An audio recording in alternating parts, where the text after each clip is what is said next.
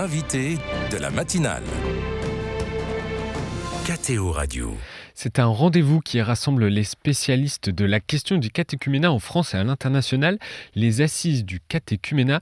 Cet événement à la visée œcuménique cette année, on va en reparler, se déroule en ce moment. Il a débuté hier et se termine ce vendredi.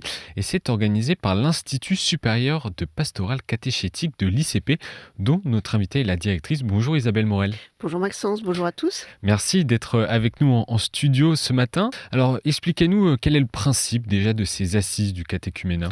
Alors ça rassemble tous les 2 ans des personnes qui sont en responsabilité dans l'accompagnement des catéchumènes, dans leur formation, dans leur mise en route, on va dire. Et puis aussi, ça leur permet de se confronter avec des spécialistes. C'est-à-dire, par exemple, les questions de conversion ont beaucoup été analysées par des sociologues, par des psychologues. Mais nous, d'un point de vue chrétien, on a besoin aussi de travailler les enjeux de la conversion dans le monde chrétien, de se demander comment les accompagner.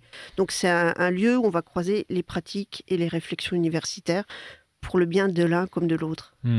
Les deux s'apportent. On imagine les tables rondes rassemblent cette année de nombreux acteurs catholiques, mais aussi orthodoxes et protestants autour du thème « Initié à la vie chrétienne, un chemin de conversion ». À quoi cela répond-il ?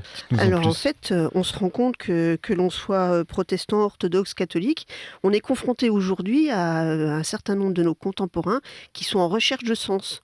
Il y a une quête, on sent, alors la crise du Covid a peut-être réveillé quelque chose, mais de manière générale, le contexte actuel conduit un grand nombre de nos contemporains à se poser des questions, à chercher du sens à leur vie, et quelle que soit notre confession, viennent frapper à la porte. Donc ça vaut le coup aussi de mettre en commun nos expériences. Nos frères protestants évangéliques ont aussi beaucoup plus de facilité que les catholiques pour aller accueillir le tout venant, on va dire.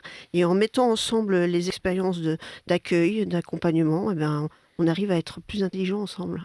Et pourquoi un regard œcuménique sur le catéchuménat ? Je crois que c'est pas forcément tous les 2 ans que ces assises sont ouvertes aussi aux orthodoxes, aux protestants. C'est vrai. Alors je pense que la conscience d'un pas à faire dans l'unité des chrétiens se fait aussi de plus en plus. S'approfondit, surtout en s'apercevant que, en fait, dans une forme d'œcuménisme réceptif, comme on l'appelle, il y a à apprendre l'un de l'autre. Et ça s'approfondit avec le temps. Je pense qu'on est arrivé à un point de maturité où, dans le christianisme de manière générale, on peut ensemble avancer sur ces questions-là. On connaît les chiffres sur le nombre de catéchumènes en France, chez les catholiques, plus 28% l'année dernière, plus 30% cette année. Est-ce que c'est la même tendance chez les orthodoxes et les protestants ? Alors j'ai posé la question à nos collègues, et alors chez eux, il n'y a pas de statistiques en fait. Il n'y a pas ni la culture, ni la possibilité probablement, tellement il y a de diversité par exemple dans le monde protestant. Je pense que ça serait compliqué de mettre en place.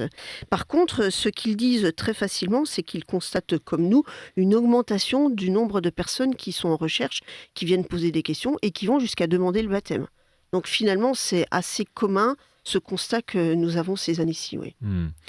Le constat de recherche de sens post-Covid qui continue à s'expliquer. La façon d'accompagner cette conversion aujourd'hui est au cœur de ces assises. Pourquoi ? Alors c'est parce qu'on se rend compte que, en fait, la conversion, c'est un acte complexe. On a souvent en tête cette image biblique de Saint Paul qui est frappé le long de la route lorsqu'il va à Damas et il tombe de son cheval. C'est la même histoire qu'on a entendue tout à l'heure pour ceux qui étaient déjà là avec l'histoire de Saint Norbert. Pour le saint du jour, oui. Voilà. Et donc, en fait, cette image du converti sur qui l'Esprit Saint tombe d'un seul coup, ça nous reste en tête. C'est une représentation mentale forte. Mais en fait, on s'aperçoit, quand on étudie un peu la question de près, que ça ne se passe pas toujours comme ça. Même la plupart du temps, pas tout à fait comme ça. Il y a quelques expériences qui montrent que quelqu'un peut entrer dans une église et tout d'un coup se trouver envahi par quelque chose qu'il n'arrive pas à nommer en fait, et que subitement il ressort et ça n'est plus pareil. Mais même cela, ce n'est en fait qu'une étape du processus. Et de plus en plus, on aborde la question de la conversion comme un processus qui se déroule toute la vie. Hier matin, en ouvrant les assises du catéchuménat, Monseigneur Olivier Leborgne a pris une expression qui vient de Michel Kubler en disant « La conversion n'est pas un moment de la vie chrétienne, elle est notre identité ». C'est-à-dire, elle dure toute la vie. Évidemment, il y a des étapes. Évidemment, on voit bien que les catéchumènes dans nos paroisses, on les accompagne pendant 1 an, 2 ans. Il y a des étapes qui marquent. Et puis après, c'est pas terminé en fait. Et on se rend bien compte que si on continue pas à les accompagner, eh ben, on ne les voit plus. Ils se retrouvent d'une certaine manière bien entourés, bien accompagnés pendant un certain temps, pendant les premières étapes de leur cheminement. Et puis après, si on arrête, une fois le baptême, la confirmation, l'Eucharistie célébrée, si on ne continue pas une forme d'accompagnement communautaire, dès que le découragement va arriver, il n'y aura plus personne. Voilà. Donc ça dure toute la vie, ça. Et quels sont les enjeux derrière ce constat, justement ? Alors, il y a probablement à comprendre qu'il y a 2 aspects qui sont à prendre en considération dans toute conversion, hein, ou dans tout cheminement même de foi. C'est vrai pour tous les baptisés. Hein. Le premier, c'est qu'il y a un aspect individuel, personnel, qui est de l'ordre, nous dans le christianisme, on va dire, de l'ordre de la rencontre personnelle avec Jésus-Christ. Alors ça, tant que ça n'est pas mis en place, tant que ça n'est pas accompagné, ça manque. Et donc, c'est quelque chose à travailler et à renouveler tout au long de la vie. Et puis, il y a un deuxième aspect, c'est que cette rencontre personnelle avec Jésus-Christ qui vient... c'est comme les disciples d'Emmaüs sur la route. Hein. Notre cœur n'était-il pas tout brûlant ? Il y a quelque chose de l'ordre de la conversion intérieure, de la relation personnelle. Et ça, c'est le deuxième aspect. Il faut que ça se traduise à un moment ou à un autre, j'allais dire, dans l'agir quotidien. Il faut que ça se voit dans ce qui engage la vie. Si vraiment je crois en ce Jésus-Christ qui est mort et ressuscité pour moi, pour me sauver, alors je ne peux plus me comporter chaque jour avec les autres comme je me comportais avant. Et ça, je dois dire que pour moi, comme pour chacun des baptisés, c'est pas évident tous les jours. Et donc, ça continue et ça passe par une mise en œuvre de notre foi dans nos actes. Eh bien, il y a un enjeu communautaire à pouvoir accompagner tous les membres de la communauté pour que cet agir chrétien soit renouvelé au quotidien. Des nouveaux catéchumènes, une diversité de profils, des nouvelles personnes dans ces catéchumènes. Et est-ce que ça demande aussi une adaptation ? Alors probablement qu'il faut beaucoup plus de souplesse qu'à un certain moment. C'est-à-dire qu'on voit bien aujourd'hui qu'il n'y en a pas un qui ressemble à un autre. On ne peut pas tous les mettre dans le même profil. Voilà. Alors c'est intéressant d'étudier les différents profils, mais il faut surtout se concentrer aujourd'hui sur la capacité de nos communautés et des accompagnateurs qui acceptent d'endosser cette responsabilité, à se former pour accueillir de manière bienveillante, ouverte. C'est-à-dire que l'accueil soit inconditionnel, c'est ce qu'on a l'habitude de dire, même si la proposition est exigeante. C'est-à-dire qu'on ne va pas brader non plus nos propositions, mais l'accueil doit pouvoir être inconditionnel et la proposition exigeante se dérouler dans le temps aussi après. Voilà, il y a une forme de souplesse et puis en même temps de colonne vertébrale à tenir. C'est ce que viennent chercher ceux qui frappent à la porte. Hein. Ils viennent aussi chercher quelque chose qui les structure, qui les font tenir debout, donc pouvoir être... assurés de pouvoir trouver des réponses aussi à certaines questions qui les marquent. Et c'est ce que vous attendez aussi, et les personnes qui participent à ces assises attendent, essayer de trouver des clés de lecture et des clés à appliquer pour après façonner l'accompagnement spirituel. C'est exactement ça. On essaye de mieux comprendre les chemins de conversion des uns et des autres pour pouvoir ajuster la manière de les accompagner. Et ça, c'est en constante évolution. Donc c'est pas surprenant que tous les 2 ans, on ait besoin d'y revenir, d'y travailler, parce que le monde évolue, le contexte évolue. Vous voyez bien, même les questions de guerre et de paix viennent poser des questions de conversion. Comment est-il possible que dans des pays où on a accueilli le christianisme, eh bien, des tribus soient capables de s'entre-déchirer en étant elles-mêmes chrétiennes d'un côté et de l'autre ? Donc ça pose de vraies questions.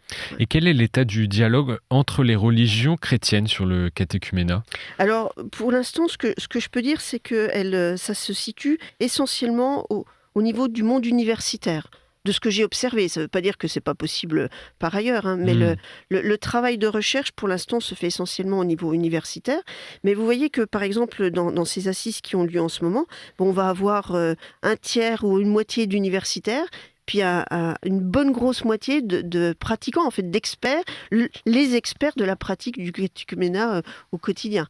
Et là, on a vraiment, au niveau œcuménique, une richesse à développer pour partager nos pratiques. Et dans quelle mesure ces échanges œcuméniques sur les pratiques catéchétiques apportent aux différents cultes? Alors, je pense que ça se fait un peu par symbiose et par contre-coup, en fait. Il faut que les églises puissent se laisser elles-mêmes convertir d'une certaine manière. C'est la même chose que lorsqu'on accueille des catéchumènes. On pense souvent à la façon de les incorporer à notre église, mais en fait, le fait même de les incorporer devrait changer la communauté elle-même aussi. C'est-à-dire que plus on discute avec les catéchumènes ou plus on discute entre confessions, plus ça devrait nous transformer nous-mêmes. Pas nous changer complètement, mais en tout cas nous enrichir. On peut le voir comme un plus, au contraire. Hein. Nous enrichir en nous ouvrant d'autres facettes, d'autres regards sur la manière de comprendre la relation avec Jésus-Christ. Ben ça, aujourd'hui, c'est plutôt précieux.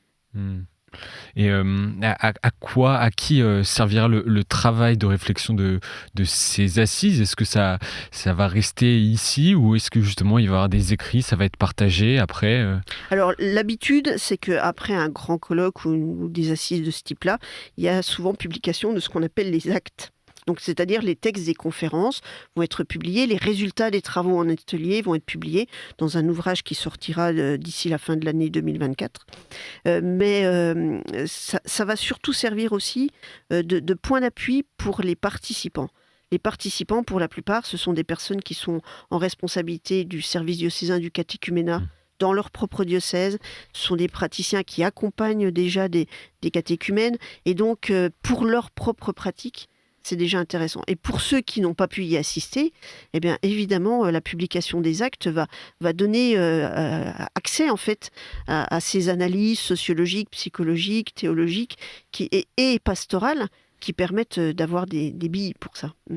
Et quelle est la suite du programme aujourd'hui et demain de ces assises? Alors aujourd'hui, on a beaucoup de travail en atelier, en table ronde. On va écouter aussi des biblistes, on va écouter des frères de différentes confessions et on va mettre en commun un certain nombre de pratiques. On va aussi écouter des récits de conversion. C'est-à-dire qu'on va entendre ce que disent les personnes elles-mêmes. Parce que hier, un psychologue nous disait, mais en fait, on ne peut pas parler de conversion tant que la personne elle-même ne le dit pas.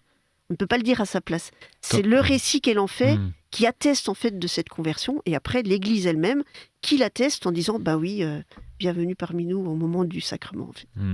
La diversité des chemins de conversion étudiés pendant ces assises du catéchuménat. Merci beaucoup Isabelle Morel d'être venue en studio ce matin pour échanger autour de ces assises œcuméniques du catéchuménat qui se déroulent à l'Institut catholique de Paris jusqu'à demain vendredi. Merci à vous, bonne journée. Bonjour.